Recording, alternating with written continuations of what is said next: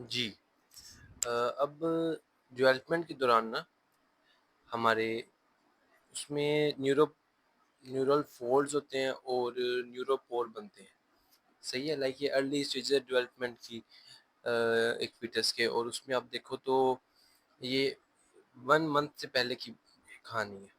अब 1 माह से पहले में क्या होगा कि ये न्यूरल फोल्ड्स बनेंगे और फिर आहिस्ता-आहिस्ता ना ये ऐसे मिलते जाएँगे और एट द एंड ये क्लोज़ हो जाएँगे।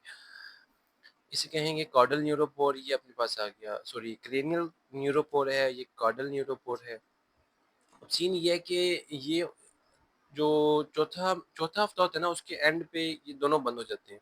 चौथे हफ्ते के एंड में मतलब 28वें दिन है ना, कॉर्डल पोर न्यूरोपोर बंद हो जाता है। और उससे 3 दिन पहले 25वें दिन मतलब चौथे हफ्ते के दरमियान में आके क्रेनियल न्यूरोपोर बंद हो जाते हैं। अगर किसी का क्रेनियल न्यूरोपोर बंद ना हो तो उसका सर नहीं बनेगा, उसका ब्रेन नहीं बनेगा। ठीक है, उसे एनकेफेली कहेंगे। और अगर किसी का कार्डल न्यूरोपोर बंद ना हो तो उसको स्पाइना बाइफिडा होगा, लाइक उसकी वर्टिब्रे जो है वो क्लोज नहीं होगी सही तरह से, और एज ए रिजल्ट उसको स्पाइना बाइफिडा होगा। तो अच्छा, अगर किसी का क्रेनियल पोर बंद ना हो और उसको स्पाइना उसको एन एनकेफेली हो, तो उसमें ना अगर आप अल्ट्रासाउंड करो उसका, तो आपको इस तरह एक फ्रॉग आई अपीयरेंस आती है। वो ये अल्ट्रासाउंड फाइंडिंग है। ये देखें, 2 आँखें ना जैसे फ्रॉग की होती है, फ्रॉग आई, इस तरह की फ्रॉग आई अपीयरेंस आती है कब, जब एनकेफेली हो। और ये है अपने पास स्पाइना बाइफिडा। स्पाइना बाइफिडा जो है ना, उसकी ये आप कह लो कि 3 टाइप्स हैं। एक में है कि लाइक ये देखो, एब्सेंट तो है ये यहाँ से एरिया, लेकिन कोई भी किसी किस्म की हर्निएशन नहीं है। इसको कहेंगे स्पाइना बाइफिडा अकल्टा। ठीक है, अकल्ट मतलब छुपा हुआ। और एक ये है कि मेनिंजियोसील, जिसमें सिर्फ मेनिंजेस आ रही होंगी, बाहर कोई न्यूरल टिश्यू नहीं होगा। और एक होगा माइलोमेनिंजियोसील, जिसमें न्यूरल टिश्यू भी बाहर आ रहा होगा। ये इस तरह बच्चे के ना बैक पे आपको ऐसे प्रेजेंट करेगा। सही है? अब आपने चेक करना है कि इसके अंदर न्यूरल टिश्यू है कि नहीं। अगर तो है तो ये है माइलोमेनिंजियोसील, और अगर नहीं है तो ये है मेनिंजियोसील। सही है?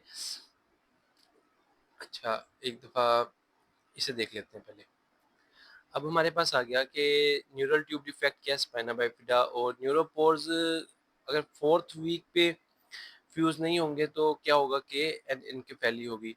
और एज अ रिजल्ट एक परसिस्टेंट कनेक्शन रह जाएगा एमनियोटिक कैविटी और स्पाइनल कैनाल के दरमियान। सही है? अब एक है ना, और इसकी कॉजेज़ क्या है? इसके हैं फोलेट डेफिशिएंसी, है तो आपको पता है, और साथ में मैटरनल डायबिटीज़ भी इसको करती है। दूसरी बात ये है कि एक हार्मोन होता है अल्फा फेटोप्रोटीन। ये वैसे बच्चे में मेजरली बन रहा होता है, बच्चे के लीवर वगैरह में ना बन रहा होता है, और एमनियोटिक फ्लूइड में इतना नहीं होता। लेकिन अब यहाँ मसला क्या है कि हमारे बच्चे का जो न्यूरल टिश्यू है वो एक्सपोज हो रहा है सारा ना, उसकी कवर नहीं हो सका। तो उस न्यूरल टिश्यू से निकल के ये अल्फा फेटोप्रोटीन एमनियोटिक फ्लूइड में भी आती है। और अगर आप सैंपलिंग करो, एमनियोटिक टैप करो मदर का, तो आपको उसमें अल्फा फेटोप्रोटीन ज़्यादा मिलेगी, और ये एक साइन है न्यूरल ट्यूब डिफेक्ट का। अच्छा, ये बताता है कि एक्सेप्ट स्पाइना बाइफिडा, जिसमें नॉर्मल अल्फा फेटोप्रोटीन होंगी। दूसरा आ गया, ज़्यादा acetylcholinesterase in amniotic fluid is a helpful confirmatory test. जो आपको पता है, एसिटाइल कोलिनेस्टरेज जो है ये सीएनएस के अंदर पाए जाते हैं ना। तो अब न्यूरल टिश्यू एक्सपोज है तो वो यही न्यूरोट्रांसमीटर निकल के, सॉरी, न्यूरोट्रांसमीटर नहीं है एक तरह, ये निकल के बाहर आ रहे हैं। और ये 3 टाइप्स आ गई स्पाइना बाइफिडा की, और ये एनकेफेली आ गया। एनकेफेली में ये होगा कि जब सर ही नहीं बनेगा तो एमनियोटिक फ्लूइड ज़्यादा होगा, पॉलीहाइड्रोमिनोस होगा, क्योंकि वो पी ही नहीं पा रहा ना उसको, एमनियोटिक फ्लूइड को। एक बेबी है, उसके सैक लाइक डिफेक्ट है लंबोसैक्रल रीजन पे, और न्यूरल टिश्यू है। तो माइलोमेनिंजियोसील न्यूरल टिश्यू नहीं है। मेनिंजियोसील न्यूरल ट्यूब डिफेक्ट है। मेनिंजियोसील स्पाइना बाइफिडा, इसमें वर्टिब्री नहीं हो पाता, क्योंकि इसमें वर्टिब्रल आर्चीज फ्यूज नहीं करती। स्पाइना बाइफिडा फोलेट डेफिशिएंसी से होता है। स्पाइना बाइफिडा में एएफपी ज़्यादा होता है। 16 साल की प्रेग्नेंट लेडी अल्ट्रासाउंड फाइंडिंग में एमनियोटिक फ्लूइड ज़्यादा है, पॉलीहाइड्रोमिनोस है और अल्फा फेटोप्रोटीन भी ज़्यादा है, तो ये एन की फैली है। एक प्रेग्नेंट लेड वुमेन है जो कि ग्रीन वेजिटेबल्स नहीं खाती, क्योंकि फोलेट तो होते ग्रीन वेजिटेबल्स में है, तो इसको एन की फैली होने का या स्पाइना बाइफिडा होने का रिस्क ज़्यादा है। 30 ईयर ओल्ड वुमेन है, उसने एक बच्चे को फ्रॉग आई अपीयरेंस मिली है, तो वो क्या है, anencephaly. Foetus open calvarium raised AFP. Open calvarium मतलब ये जो डोम शेप ऊपर स्कल है ना, इसको कहते हैं कैलवेरियम। तो ओपन कैलवेरियम में अल्फा फेटोप्रोटीन ज़्यादा है, तो एन की फैली। अच्छा, अब इसके अंदर है ना, हम लोग ज़रा ट्रैक देख लें। ट्रैक का वैसे आपको आइडिया होगा, सिंपल सा है कि लाइक हमें पता है कि ये एक आंख को देखें तो इसकी जो ये लेफ्ट साइड है वो लेके जाती है नेजल रीजन से ना, और जो राइट साइड है वो लेके आती है टेम्पोरल वियन फील्ड से। दूसरा फिर उसके बाद जो लेटरल लेफ्ट वाले फाइबर्स होते हैं ना, वो अपनी साइड पे ट्रैवल करते रहते हैं, और राइट वाले क्रॉस कर जाते हैं ऑप्टिक क्याज़मा में। सही है। और दूसरी बात ये है फिर कि उसके बाद ये पीछे पीछे चले जाते हैं। तो अगर आप देखो, ऑप्टिक क्याज़मा से पहले जो ऑप्टिक नर्व्स होती हैं वो लेके आ रही होती हैं एक ही आंख की वियन, है ना। अगर मैं ये नर्व काट दूंगा तो ये आंख ज़ाया हो जाएगी, अगर मैं ये ऑप्टिक नर्व काट दूंगा तो ये आंख ज़ाया हो जाएगी, अगर मैं ऑप्टिक क्याज़मा को दरमियान से काट दूंगा तो इसके भी जो जो जो टेम्पोरल साइड से लेके आ रही थी वियन, और जो इसकी टेम्पोरल साइड से वियन लेके आ रही थी, ये दोनों ज़ाया हो जाएंगे, तो बाई टेम्पोरल हेमियानोपिया हो जाएगा। अगर मैं यहाँ से काट दूं, ऑप्टिक ट्रैक से काट दूं, या फिर ऑप्टिक ट्रैक के पीछे से कहीं से भी काट दूं, तो मतलब मुकम्मल तौर पे काट दूं, तो क्या होगा कि लाइक अगर मैं यहाँ से काटूंगा ना, इस साइड से काटूंगा, लेफ्ट साइड काटूंगा, तो जो दोनों राइट रिसीव करे थे ना पोर्शंस, वो डैमेज हो जाएंगे। सही है। और अगर मैं राइट वाले को काटूंगा तो दोनों जो लेफ्ट रिसीव करे थे ना, वो डैमेज हो जाएंगे। समझ आई बात की कि मतलब अगर राइट ऑप्टिक ट्रैक का अच्छा, ये राइट ऑप्टिक ट्रैक्स यहाँ आकर ना एक लेटरल जेनिकुलेट बॉडीज होती हैं थैलेमस के ऊपर, उधर एंड करते हैं, उसके बाद फिर ये ऑप्टिक रेडिएशंस के थ्रू कॉर्टेक्स में जाते हैं।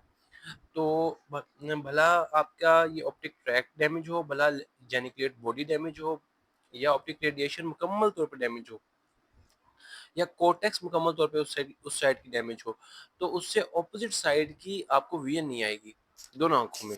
सही है। इस साइड का ऑप्टिक ट्रैक जाएगा तो इस आंख की टेम्पोरल साइड जाएगी और इसकी नेजल साइड जाएगी, और अगर इस साइड का ऑप्टिक ट्रैक या फिर लेटरल जेनिकुलेट बॉडी जाएगी तो इस आंख की टेम्पोरल जाएगी और इस आंख की नेजल जाएगी। तो ये तो सिंपल है, और इसको कहते हैं होमोनिमस, मतलब एक ही साइड की हेमियोनोपिया। सही है।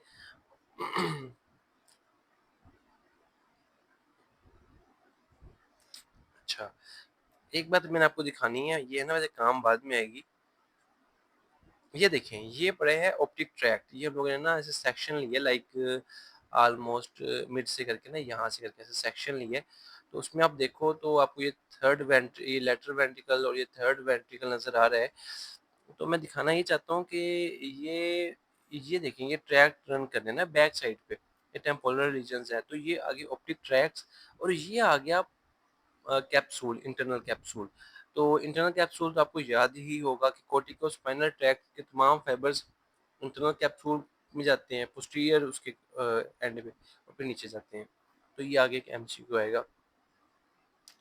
अच्छा, फिलहाल ये इतना ही, अब हम आगे चलते हैं।